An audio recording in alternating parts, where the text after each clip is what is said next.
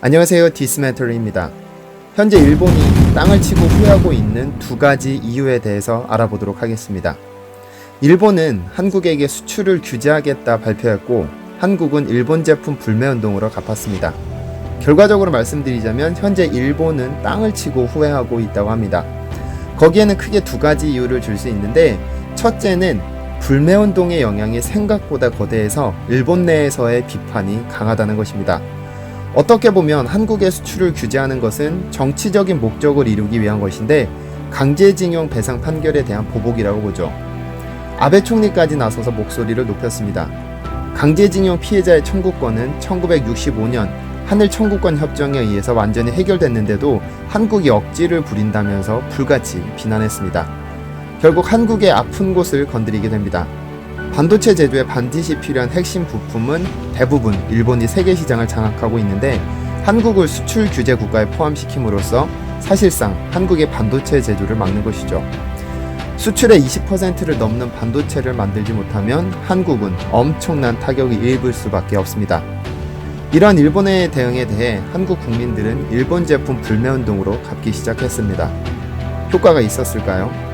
네, 그 효과는 예상할 수 없을 만치 컸습니다. 한국에서 인기 있는 일본 제품은 크게 세 가지인데, 자동차, 맥주, 그리고 유니클로입니다. 자동차의 경우는 2018년도 같은 기간 대비 무려 32%나 줄었다고 합니다. 디젤 게이트 이후 주춤한 독일차를 밀어내고 한국 내 점유율을 올리고 있었지만, 일본 정부의 오판 덕분에 다시 하락하고 있는 추세죠. 맥주 역시 일본의 대표적인 인기 상품인데, 대표격이라고 볼 수 있는 아사히 맥주의 판매량이 지난달 대비 무려 48% 하락했습니다.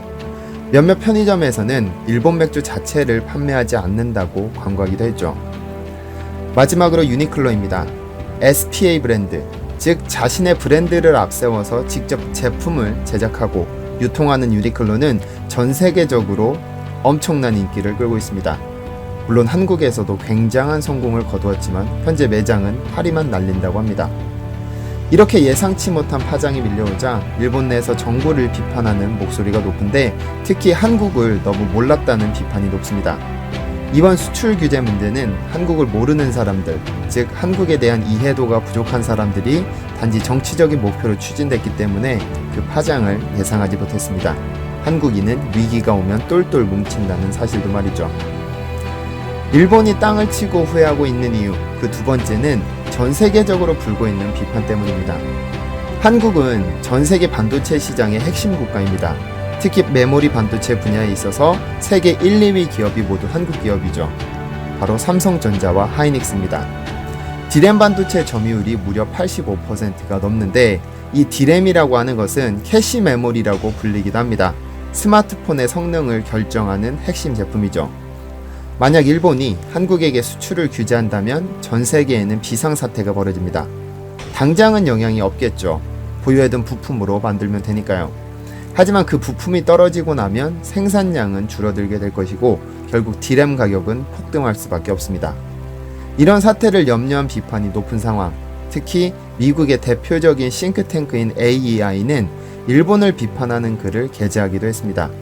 삼성전자와 하이닉스는 일본의 규제로 인해서 직접적이고 즉각적인 타격을 받을 것이고, 디램 공급에 혼란을 불러올 것이라면서 당장 수출 규제를 철회하라고 비판했습니다. 현재 일본은 상당히 곤란한 처지입니다. 정치적인 영향력을 높이려는 전략적인 규제가 일본 기업에 치명적인 타격을 입히고 있으며, 일본 내 비판은 감당할 수 없는 수준입니다. 또한 전 세계적인 비판도 높아지고 있는 상황에서 과연 일본 정부는 어떤 선택을 하게 될까요?